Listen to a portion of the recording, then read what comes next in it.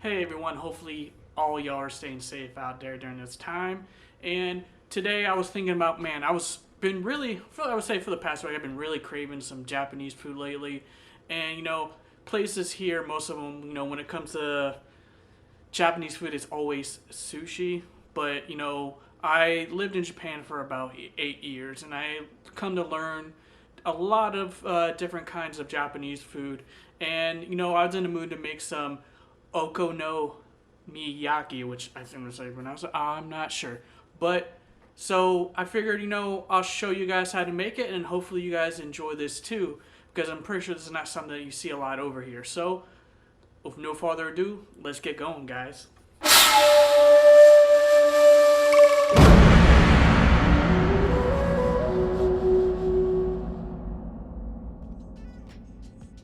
Now to get this going and make sure you get everything going, we're going to go ahead and make a dashi, which you can buy from the store, or I'm going to show you how to make it right here. It takes like 30 minutes, 45 minutes. So here, you're going to take some lukewarm water and throw some dried kelp in there. You're going to let this sit for 30 minutes or so, or until it gets nice and soft and pliable.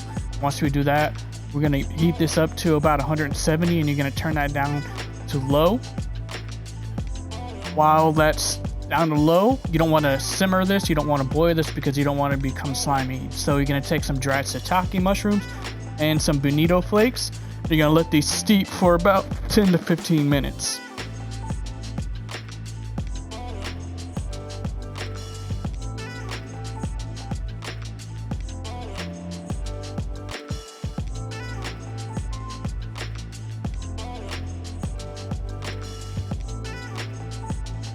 Now this has steeped for about 10 to 15. I think I let mine set for about 20 minutes. Now we're going to go ahead and strain this. Here I strained it twice to get all those bonito flakes out. After this, you should have a nice color dashi, and this is going to help bring together all that batter that you're going to be using for here. Now that our dashi is done, we're going to go ahead and get everything started for our batter for these Okonomiyakis, or sorry, I'm having a hard time pronouncing this word. So here you're going to take your white part of your green onion, you're going to thinly slice this, and you're going to separate your greens and whites, and we're going to use the greens for pretty much garnish later on.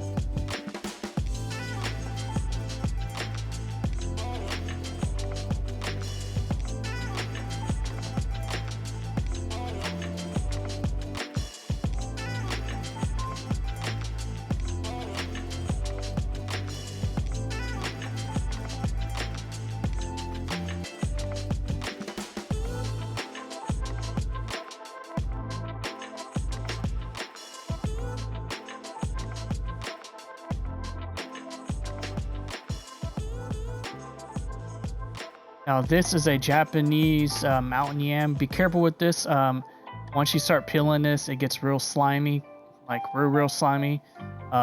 Starts to feel like, that man juice, as some people like to call it. Then here we're gonna go ahead and shred this. Here I used a napkin because if you don't, your hands will slip off of this, and sometimes people have a little bit of reaction to this and gets itchy. So here we're gonna shred this up. Here I used a half of one. And then we're going to set that aside. We're going to go and get this a nice little cut up of this cabbage. You don't want it too big, but you don't want it super small. But you want to add a little bit of texture to it. So once we cut that up, we'll go ahead and throw that into the bowl. Then we're going to go and throw in some of that pickled ginger that I have. Then you're going to throw in a good amount of salt in here. You're going to let this sit for about 5 to 10 minutes, or until you get a nice, you're trying to get all that liquid out of that cabbage itself, because it's going to mix well with your actual batter for this. Once we got that going, we're going to start and get our dry ingredients here. So here I took a teaspoon of baking powder, some salt, then went ahead and took 4 eggs, and then I whisked them together, get them nice and beaten.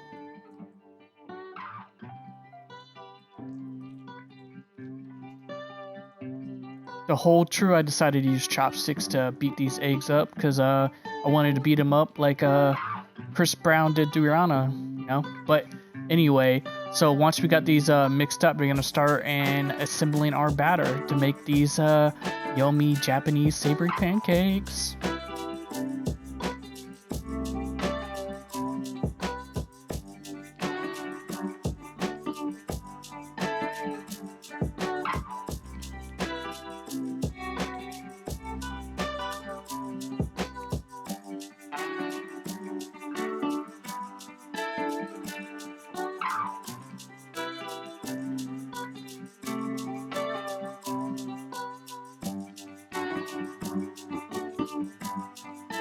Now that we got everything ready, we're gonna start making these. So here you're gonna take your green onions, throw them in there. Then your mountain yam goes in there. Then our flour, you're gonna throw that in there, you know, get a little poof poof. And then goes our eggs. We're gonna go, I went ahead and used this with my hands. Then I used about half the dashi that I had, and I mix it with my hands, you know. It's always fun to get your hands dirty, you know what I mean. But as you're mixing this, if you feel that your dough is too, not your dough, but your batter's too wet, go ahead and use a little bit of flour. You don't want it too stiff, kind of want it to feel like a pancake batter, you know, not too dry and not too wet. We're gonna go ahead and give this a good mix up, and we're gonna set this aside, and we're gonna get our pan nice and hot to start this up.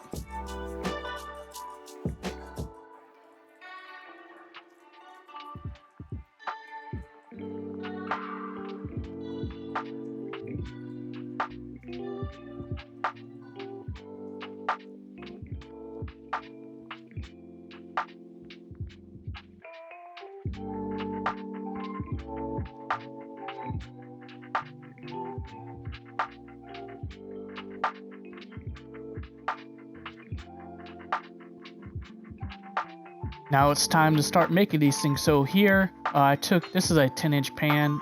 You can use pan spray. I didn't have any, so I decided to use some oil, and I used a pastry brush to kind of make sure I got all of it.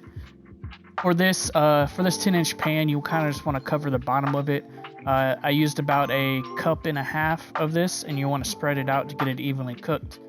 Also, this is you don't have to do it, but you know, it's up to you. I took some pork belly, threw it on there, and you're gonna let this cook until you get a nice color on the bottom of this.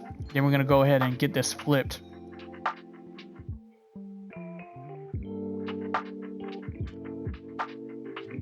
We're gonna season it, then we're gonna go ahead and get it flipped. So here I just pretty much slid it onto a plate, then took that pan, flipped it upside down, and then flipped that back over, and that's pretty much gonna get you on your actual pork belly side. Then you're gonna take some of this, I would call it pretty much Japanese barbecue sauce. Then you're gonna go and wipe that on. You want to give a good amount. Don't be skimpy on this because it's super good.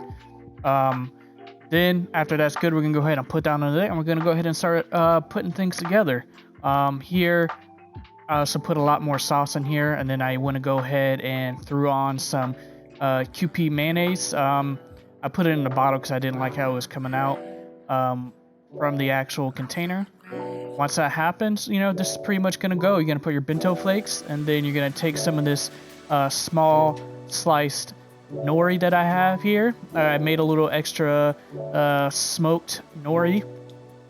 It pretty much sums it up, guys. Hopefully you guys enjoyed this video, and if you guys did, go ahead and hit that like button. It really helps me out with the whole YouTube algorithm and all that. And also, if you guys are new here and you guys enjoyed the video, don't forget to subscribe. Really helps me out. I'm almost to 1,000 subs, and that's really awesome with me. So other than that, hopefully you guys have an awesome rest of the day. Peace.